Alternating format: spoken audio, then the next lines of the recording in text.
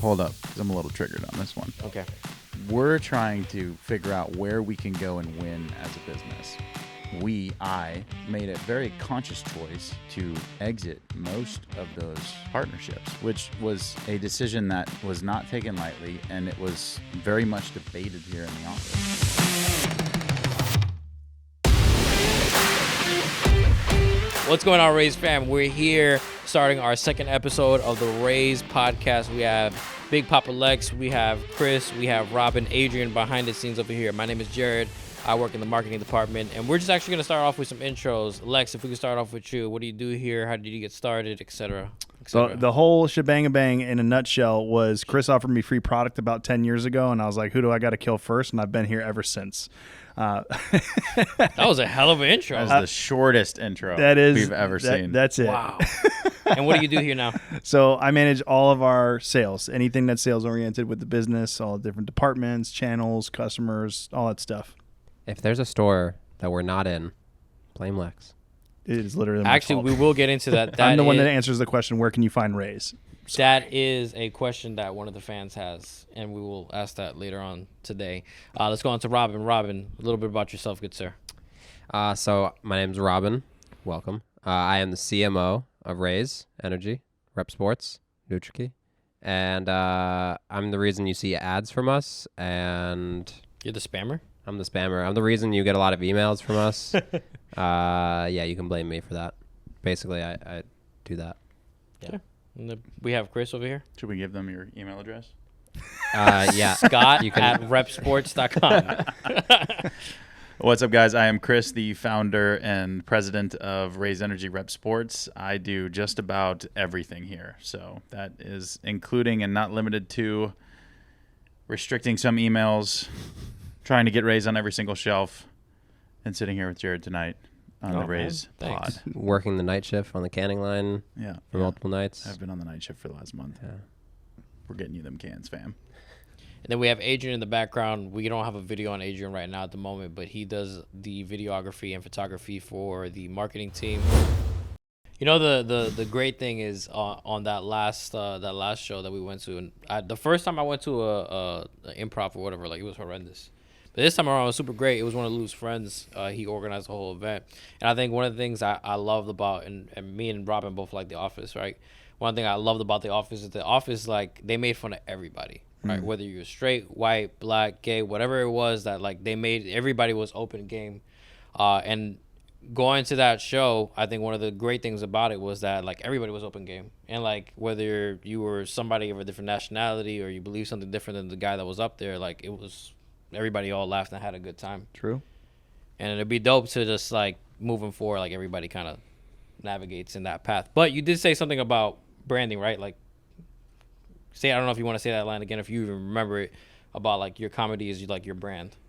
Yeah, what you make fun of, what you use alliteration as, whatever you want to, how you want to describe things and express yourselves, and what you poke humor at. It's you, right? You truly find what's funny in your own mind. Like, that's, something that's completely subjective to your own opinion of, because we can all see the same joke written down or spoken, and everybody will feel some type of way about it. So it's truly like yourself is what you find funny, what you make fun of, how you articulate your jokes. Like, that is you. And I feel like it's an art form in many ways, because there's so much stuff that goes. I mean, you're on the stage pretty much every weekend doing your spoken word, right? You do it with your style, you do it with your swag, with your physical demeanor. Like, that's you. That's your brand. Yeah. And I think comedy is another expression of yourself. And when you try to say, hey, you can't be who you are because it offends somebody else, I have a problem with that.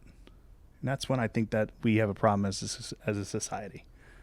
Now, in that same sense, right, if we're talking business, right, from a brand standpoint, like, how does that operate for you guys? Like, positioning and how you want people to see you. How do we navigate that as an energy drink company, like doing a podcast randomly? I mean, some of it is like coming down to just staying on comedy is the memes that we post, right? So are we posting, like, Lex goes one way with memes as a brand. We go a little bit of a different direction. And then should we be posting political memes, like there's obviously there's a lot of avenue for memes, and choosing kind of what makes sense for us is funny because we don't want to just be like memes that are just fully ads and not really doing anything for anyone. So it's definitely tough trying to find like where can you stay in the middle and not going too far. I think you have to test the waters though a lot of times especially on the brand side, like just as you are on comedy. If you listen to any comics talking about how they actually put sets together, like they're bombing a lot of the time. Like they're going to small venues and testing repeatedly things out. It's really interesting actually, like listening to some comics who have like been doing it for 10 plus years on like how their process is. But it's really just a lot of trial and error and like actually experimenting. So I think that's something when you are asking about some of the memes, sometimes you're surprised that I say yes, I'm like, yeah, go for it. Very surprised sometimes. And the truth is sometimes we need to test things. Like sometimes we need to go out of left field, not only on social memes, but like, I mean, podcasts in that left field. But for us, putting this kind of content out there is a little different for us. It's something we trying to experiment, see what hits. Same on ads, same on flavors. Like we sent the insiders a peppermint mocha flavor for Raze. It flopped. Shaking my head. It was the worst voted flavor. I wonder it was worse than why. pumpkin. It was worse than pumpkin in the votes. But my point is, you just got to try things. I'm not sure exactly how I got on that topic, but comedy, you got to try things. Memes, you got to try things. It's just like testing the boundaries and seeing where we fall, where it makes sense. Yeah, I think Robin, the way that you tied it together with the trial and error. I haven't been fortunate enough to know any comedians in like my personal life, so I don't know. I've heard of people practicing their sketches, right? I've heard of that for sure, or actors and things like that. But yeah, that makes a lot of sense. Where you got to see what's going to be funny to the people that you want to cater to. Like, what's your demographic and what do they like? God, I didn't even realize how some of the comedians talk about like, you don't know something is actually funny until you go. Like you can look at your set and say like that joke that's gonna hit, and then you tell it and it just bomb every single time. And like, okay, nope, something doesn't work there. And I never really connected it actually to the insiders and how. I know this sounds very much just me pitching insiders all the time, but like internally here on the flavors, like it's so similar. It's just blowing my mind how similar it is that like there are things that we think are gonna work well, and like actually be worth the risk, and taste amazing, and then we send and 4,000 people say you're an idiot and this doesn't taste good. Yeah, 4,000. This is a bad idea. But that not all of them are going to say that, but But that's what makes Raze who we are. Is we have that very unique ability to pull actual people who care about our products and get that feedback and guide the ship to where, Chris, you don't have to make every single decision when it comes to a flavor or design or a package.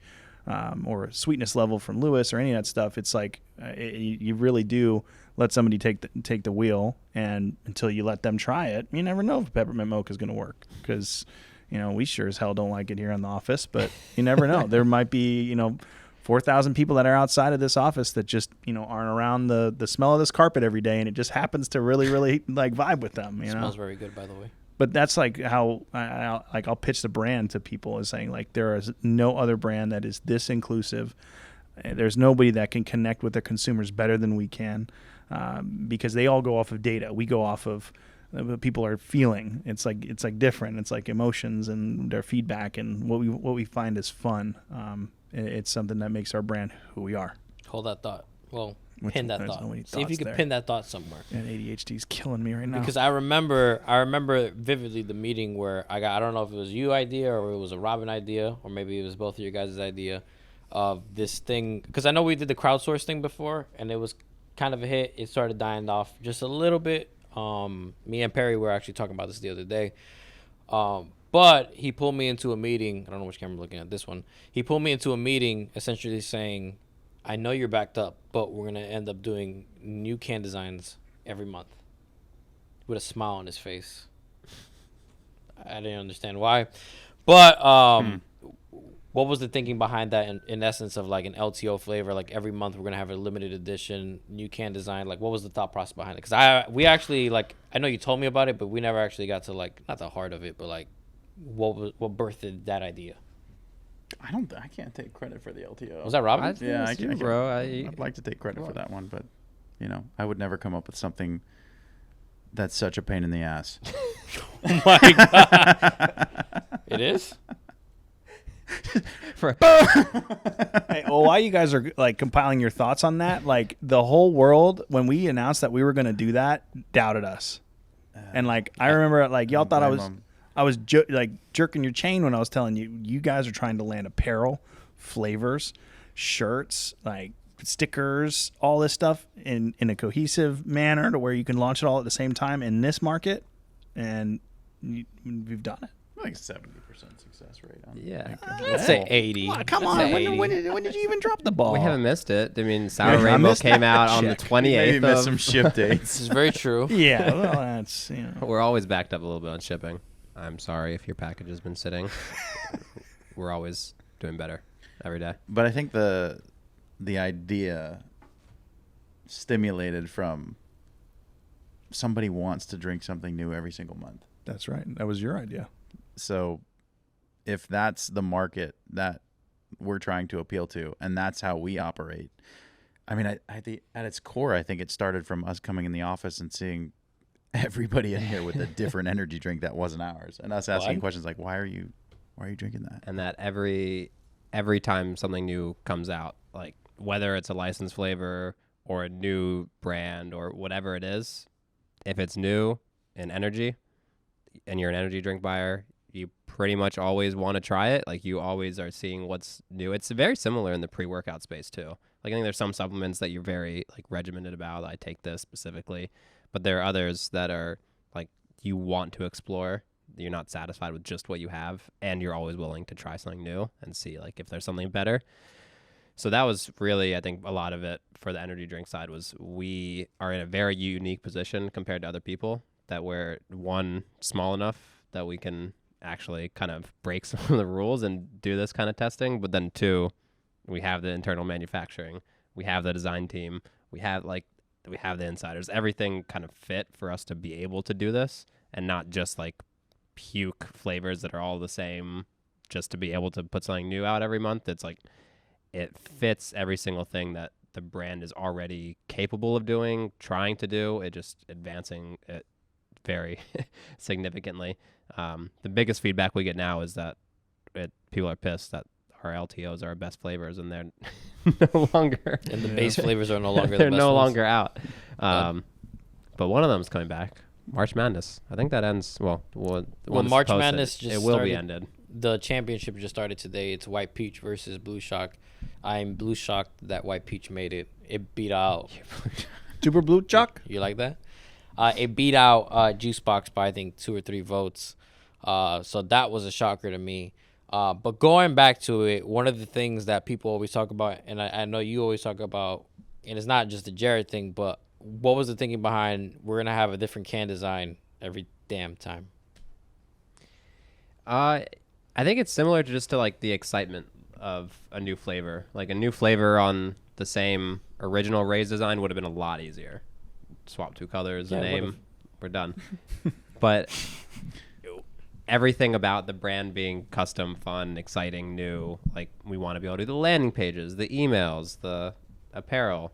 I think it's hard to do it without going all in. If you're not all in on something, I don't think it works very well. So I think going all in on that limited edition idea or aspect really makes it work a lot better than if you're just kind of like wading into it, putting your toe in the water, like, oh, we kind of have an LTO. That's right. Burn the bridges, if you will. I think some of it stems from you bringing that life water in with the different designs in the back of every water, and then the craft beer era where we wanted to. I was championing the craft energy potential. I can't put my iWatch on mute for some reason. It's not working, so I'm just gonna keep getting them dings. Turn it off. Yeah, for real. That's true. I guess I could. How do you do that? Just in your office, you know. So the craft energy. There we go. Gosh, thinker. Craft beer is a new design every week. I mean, they're constantly launching new crazy. Remember, we had that shelf of all craft beers. And we built a shelf in here. Yeah, went to ABC or whoever and bought the best craft beer.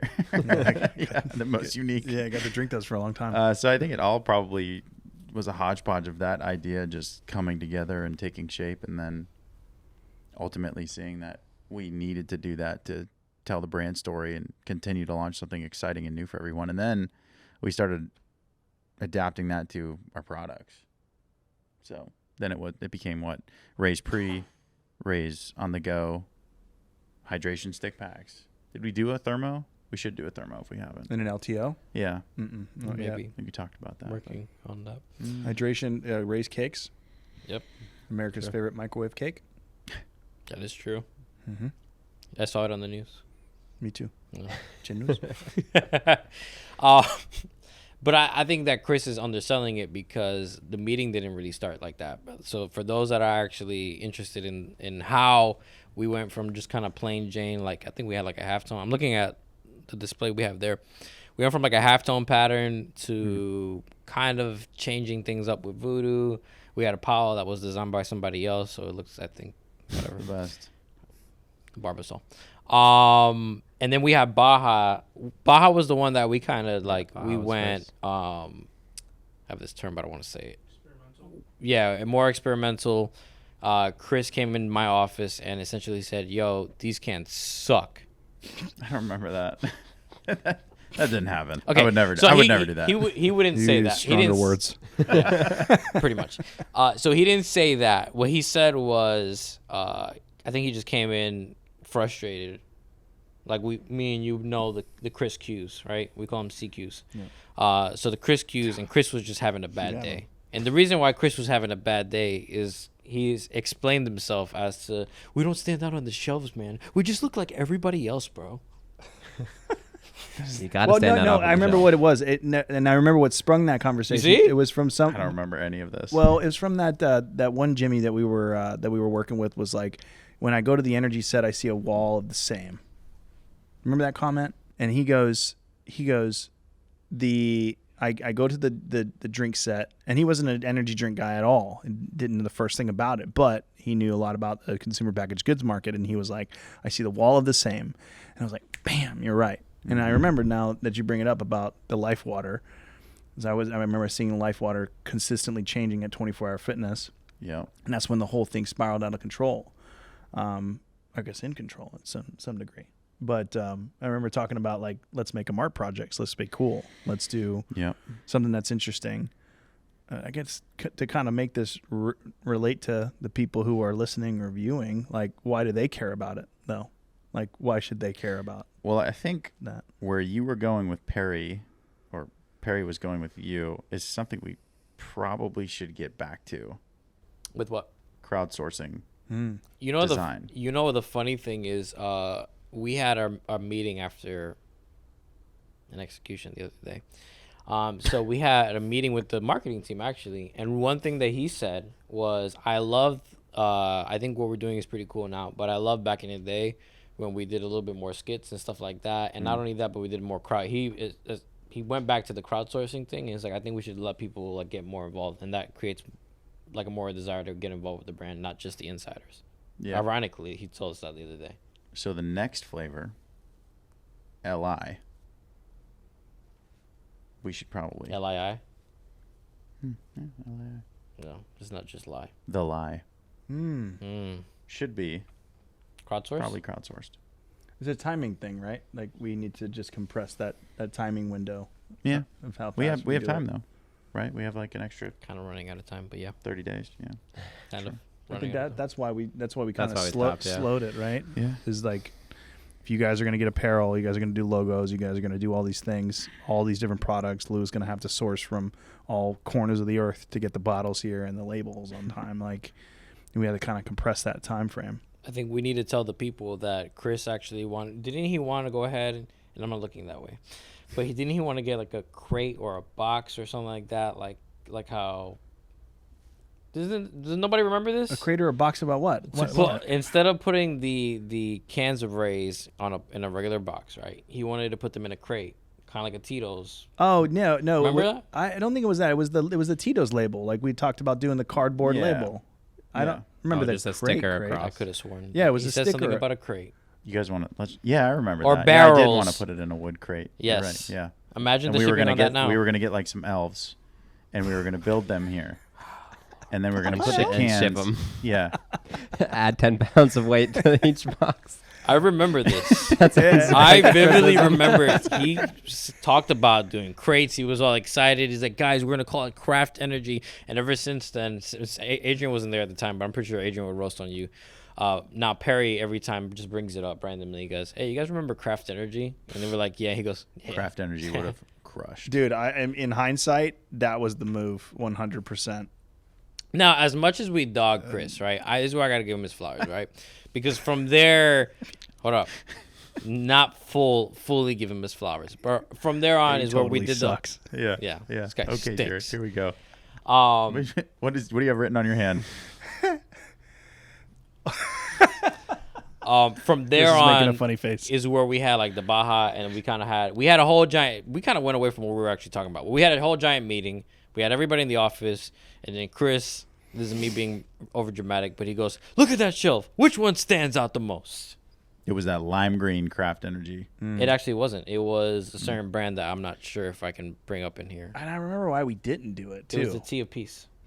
Yeah, that's right. It was yeah. Peace Tea. Yeah, It was yeah. Peace Peace Tea was Tea. the one that stood out. Yeah. That's right.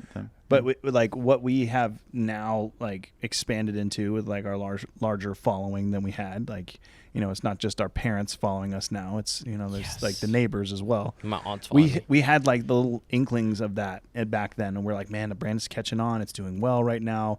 We risk that little thing. But then, like, you know, fast forward 3 years to where we are now, that following and that momentum that the brand had was so minute in comparison to what the scale is of the brand now. I mean, no problem. That would have totally been the move. The nice thing about Craft Energy, Oh my gosh. which is why it will make a comeback, I got one Is more that- roast on Chris. it is an identity for our brand. We are legitimately Craft Energy. That's right. That's exactly Lewis We are crafted. makes that in his lab Why you got to put quotations? because he on? literally will make flavors at his desk and drink them, Yeah. and then just kind of like, hey, what do you think of this? Like it, you can't get anyone more passionate making drinks that's going to do a better job. That is the epitome of craft. And then you design it, right? We design it as a team. Sometimes we crowdsource the design, and then we literally make it here. Like we don't let anyone make our drinks, which, you know, could be a good thing, could be a bad thing sometimes, depending on the cans. Hold up. Are you trying to say that other brands don't make their own drinks? Who makes? I mean, other than the big boys, right? Yeah, Like even we they are contract out definitely still. not even David. Even Monster's like made David by Coke. Sandal. Yeah. Yeah, even Monster's made at Coke bottling companies. So we're a Craft Energy company. Yeah, we really We are. talk about marketability, like that's what we are. That's what we do. Look That's at our it. tanks. Yeah. Look at our literal beer tanks. This is made the same way. Those are energy tanks now. Were they beer tanks originally? They were like 1995. They were Coors Light tanks. It's crazy. Still fueling America. It's legit. I mean, we are what we are. I mean, it's talking about, and that was when we first started kind of talking about that and applying it to the brand, I think. It started going sideways when I realized it's kind of a pain to put a craft label on an energy drink. That was going to be a difficult task for us to accomplish. But then we talked about the sleeves, making them look like they were craft, and then you just shot it down. So if you guys want to see Craft Energy, We could still be Craft Hit up Energy Jared. with our current I think we design are. I process. think we are craft. I mean, look at energy. the new version. That looks like a craft beer to me. Like the sour rainbow. It's got a comic sketch looking guy on it who looks very Comic-y? comic-y, and I think that's cool. They use vibrant colors that are just like artistic and wild. It's got Right. some. This is the first one we changed the background, right? Yeah, it usually is like a pattern. I mean, it is a pattern, but it's Yeah, not yeah. the same style pattern. That to me screams like sour. Like it looks like a sour. I know, even like sour beers. Sour beers have that same look. It's, I don't know. We also talked about kind of like the price that people are willing to pay for a premium craft energy drink. I guess that's a whole new pricing position. That's another thing that it falls under my wheelhouse is like, how do we position the brand and market with what retailers? What retail price do we do? What promotional schedule do we apply to it? And that's a whole new thing, like craft. And we kind of asked the question, well, are people willing to pay that craft price? Is it a whole new thing that people are willing to do? Do we have that consumer and energy? But I think ultimately, Jared, you said we weren't cool. And so we're just like, all right, I guess we'll. What are you talking about? Yeah, you We were don't like, want to be crafted. you're like, no, it's not cool. So we're just like, all right. Never mind. Hold on. Y'all act like I'm the only person that went ahead and shot Chris You're the down. only rapper at the company, Jared. It's a lot of pressure. This is very true, but that does not mean No. Austin's a rapper Yeah, too. Holt is a rapper. Yeah. Look him up. Hey, It's pretty good. He just falls short. I don't know if short people can make short jokes though. That's true. You I'm guys are like literally moderate the same. size. You're like the Austin's short. same height. I'm 2 inches taller His than calves him. are like the size of your thigh too. I mean, 2 inches is a lot. Yeah. Yeah. It is a lot. It is a It lot. is a lot. It is a lot. It is a lot. Okay. Platform shoes. It's Huh? definitely above average if Are these anybody's platform asking. shoes? No, Yeah. they're not platform shoes. Yeah, They're look at the Sakai's. back, bro. They're tall. They're Sakai, so they're doubled up. These I can't talk. These are like ridiculous. Yeah, with the flat bottoms. Come on. Anywho. What's your question, Robin? Jeez. I just want to put a pin in the fact that I agree that we should have more fun on the Instagram again. So just kind of thinking mentally back through the current feed. I mean, same with, I guess it's the same as TikTok, but that just overall. Like I the think skits and stuff? With the new site, we're putting more people on the site, Mhm. more like 404 pages, just the funny Shout out. pictures. When does the new site launch? April 1st. You all heard it. It ain't no April Fool's joke. It's legit. It's high quality. That's in H2O. what, 2 High days? quality H2O. Just watched that movie with my mom this week. You did? Yeah. How did that go? It was great. It's an instant classic. Yeah, it's so It's a good. classic. Yeah. But yeah, man. Craft Energy. Such a you movie. Well, I love that movie. Totally watch that with your mom. She loved it too. Why are alligators so ordinary? Yeah, because they got all them teeth and no toothbrush. That was before. Mama said. Mama Ma- said. Let's see what Mama has to say. That was before Sandler fell off. I feel like his early movies Whoa. were really good. Hey, yo. Whoa, Bro. Don't at me. But I think Adam Sandler is overrated. You know he's still the I- highest paid actor. Is he Is really? he? No, I thought that was wrong. One of. Totally agree. His first couple movies were really good. Yeah, when he had the crew with him all the time, like he had his buddies, the same. Big Daddy, Mr. Yeah. Big Deeds. Daddy. Mm-hmm. I watched that as a I kid. forgot about that one. Click. Happy too sad. Happy Gilmore. Happy Gilmore. I feel like Click was probably the top of the roller coaster, and then Yeah. just fell off over there. I just don't find him fun anymore. That would mean that Click was better than any movie he did. So, Not necessarily. I just think that's where the line just. Little Nicky. Anybody remember Nicky. Little Mickey. Yeah, little Let's face it, guys. Let's face it, guys. I'm not George Clooney. Dude, he's so offensive. You dude. can It's do hilarious. it. Bite it. Where he I actually. can't believe he's not been canceled. Like, I know. I'm surprised about that it's too. terrible. Where I think he fell off was when he started doing Grown Ups, because I felt like that movie was not funny at all. No. I think it was trying way too hard. But Grown Ups 3. I didn't even watch the second one. What? Now to finish off on finish off on one of the things that you talked about was doing stuff with other countries, how they see us, et cetera, et cetera, et cetera, other brands. How is that when it comes to the branding, when it comes to the LTOs? Like, how does the world see Raze? Because we could just see Raze from like the employee standpoint, and we think we're pretty cool. Some of us think we're pretty cool. Coolest. So, like, in the international markets, it's like they see it through the lens of what we create, right? So, like, they don't go out on the street and see Raze doing what it does in its natural habitat, right? So they look at our social, they look at our LinkedIn's, they look at our email conversations with every person in this company, and that's their perception of the brand. So anybody who's involved in that chain of outbound communication has to kind of be in sales in some way. It's the way we treat them. It's the way that they see us on social. Like, all those things is like how they kind of like put it all together. So that, I mean, to kind of, I guess, I don't know what I'm doing with it, but just like we are like, the brand becomes like what we make it to them. And so they perceive us as like this really fun and exciting company. They see us as this like new and up and coming, exciting brand that comes with like I don't know, just like fun stuff, like where we're not trying to stay within the guidelines of what energy is supposed to be. We're like something that we're a taste of something different, if you will. You know, it's It's not the same. And when the international distributors, they actually like really take a hold of the brand and drive it forward and try to like put it in new places and like really try to disrupt their markets, versus like domestically, it's more of like a transactional relationship with distributors where it's like we have this chain authorization and like Walmart has said you can put our products here. The distributor goes and they put our products here and try to get into incremental space.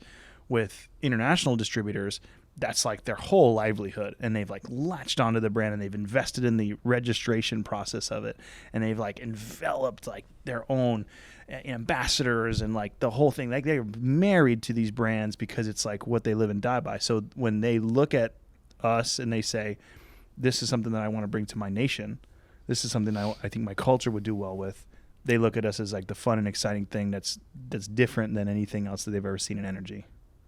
Is one of the things we were talking about with your, I think there was a customer or a distributor in Egypt. And I think you said you couldn't make it because you had to take care of your mom because she had surgery. Kuwait, yeah. And then what did he told you something along the lines? I was like, oh, if you're not going to go, I'm not going to go either. I'll be there next time, though. Yeah, if he was like, I'll go. I was going to go because you were going to go. And I don't know. I just think that's like super cool because I've only met him up, once before in person. And it's like, we talk about other one thing I always try to do is like talk about other brands, talk about other products, like what's popping, what's new, what's the whole market doing. And he's like, Lex, I only want to talk about RAZE, and if RAZE is going to be on it and you're going to be on it, I want to drive it. And like when you have a relationship with somebody like that, that's something that's pretty powerful.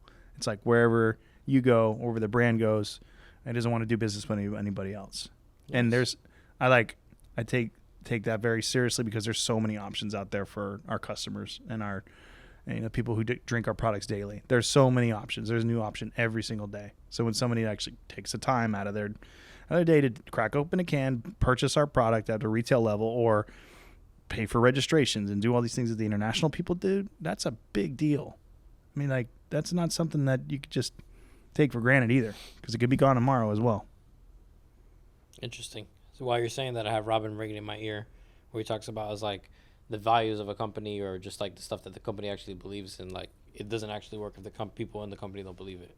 So like, obviously, besides shedding a tear, like Lex is very passionate about this, and Lex actually really cares about the brand. So I think other people believe you because of that. Yeah. So let's go, and we have everybody over here. We're gonna have to get tissues soon. But we have a fan question from Daniel. I'm sorry if I'm chopping up your name. Daniel Bybee, or BB or whatever. Yeah. Bye. Butchered that. I'm so sorry, bro. It's Chris's fault. Everybody hates Chris. That's the name of this podcast. Everybody hates Chris. Mostly because he hasn't said anything. I know. I think you should put that on something too. What? On the meme? On the it meme, was on the Chris Rock meme. Yeah. Everybody hates Chris. Yeah, wonderful. That's the name of a show. Yeah. Thanks. Jeez, keep up with the times, Chris. Everyone hates Raymond. I see too many posts of people complaining about RAZE not being in stores, or used to be and not anymore. That's for the majority. We, as ambassadors and sales reps, for points of distribution. So basically, to sum up Daniel's question is, triggered. Why aren't we in more stores? I had some wings with some friends, and they were telling me, hey, your boy over here has never tried a RAZE. And he goes, well, where the hell can I get it? And I was like, oh, like GNC or Vitamin Shop and stuff like that. It's like, the hell, I'm not going to go ahead and drive all the way over there. Why can't you just go into a 7-Eleven? And everybody just dogged on me. And I just thought of you guys. Hold up. Yeah. Before you get your 60 seconds, I'm going to take 120 because I'm a little triggered on this one. Double. Okay. Wow. Yeah. Double. I saw some comments floating around in the insider group casting some shade that RAZE is not in some of these retailers. Casting shade. I almost went off on the on the post, and I saw that the mods killed the comments, and I was like, it's probably better. First of all, this is a learning process for us. Like, we're trying to figure out where we can go and win as a business. And I think it's probably important, and I'll tactfully say this, that just like politics and what we saw with Will Smith, there's potentially and probably a bit of a racket going on. And these retailers have their own little rackets, and it's extremely expensive to do business with them sometimes. Sometimes it costs almost as much as we sell to do business with them, and what they sell to us is these expectations of where we will be in multiple years. Well, we're a small business. This is a privately held company. We don't have any investors. We don't have any private equity, venture capital. We're not public. We have to fund every single sales initiative privately that we take on. And some of these retailers have also refused to acknowledge the dip in traffic through COVID. And so as a result, they still charge the full toll of doing business with them. So even though data shows that their foot traffic was down 50 to 75% in their retail locations, i.e. their sales are down, and their data is not demonstrating that people didn't go inside, they stayed at the gas pumps, or they went to their certain spots because they wanted to get out because they were afraid of getting sick, which that's fine. Like wherever you stand on COVID, I don't have a problem with that. They still charge 100% of the fees to do business with them. I made a very conscious choice to exit most of those partnerships, which was a decision that was not taken lightly, and it was very much debated here in the office. But at the end of the day, we want to be able to continue to give everybody a LTO every single month and continue to grow our brand. And some of these partners, I just didn't really feel like they were going to be great long-term partners for us.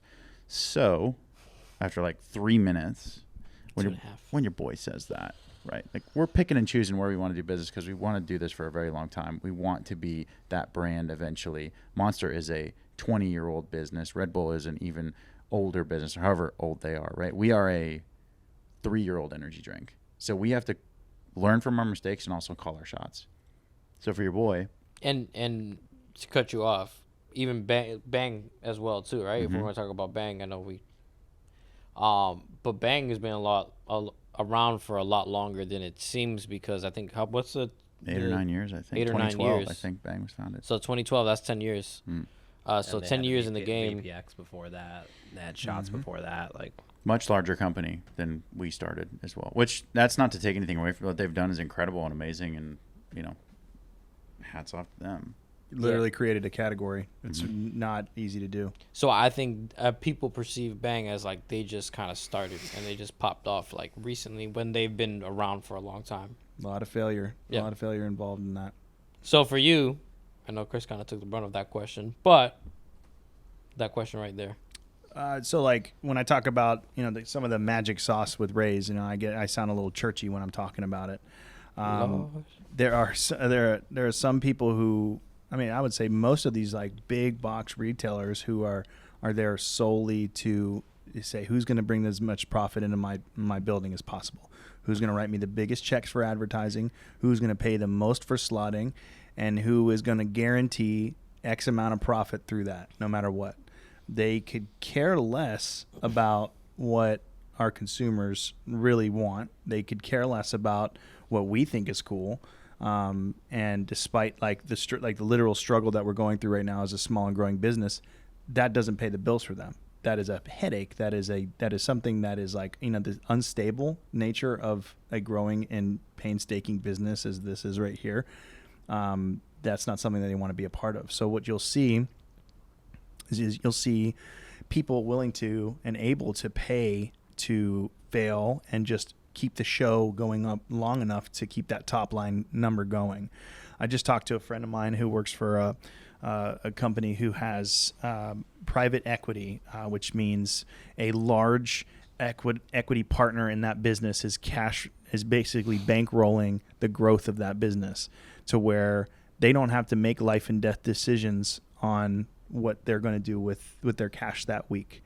They're going to say, like, let's say if there was somebody involved over here, it would be, hey Chris, you're going to be able to make payroll. Don't worry about it. Go ahead and pay that slotting fee of $250,000. It's going to be there tomorrow. Don't worry about it. For us, we have to make that decision and say, we're either going to live and die. We have to live or die by that cash that we have. And so when a retailer looks at us as like this thing that doesn't have every single thing together like a Coke or a Pepsi does, who takes them to the Super Bowl every year or buys them the World Series tickets and pays to occupy three shelves in their cooler of the same, not to knock Aquafina, but like Aquafina 20 ounce. They occupy 3 shelves of that. There's no retailer that needs that much Aquafina. There's just no reason for it. But because that big, huge company, publicly traded company, is paying for those things,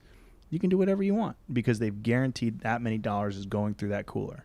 And so versus trying to showboat and play the game, which is an easy way to go bankrupt, we've decided to kind of retract, go back to what actually is really fun, and make a really fun brand and connect with our consumers in a new way. And I know it's logistically difficult. But so that being said, we made a conscious decision to do business with Food Line. So please clear their shelves out. Yeah, because Food Line looked at us. They're like, we've got all of the largest brands right now, and we need a fun brand.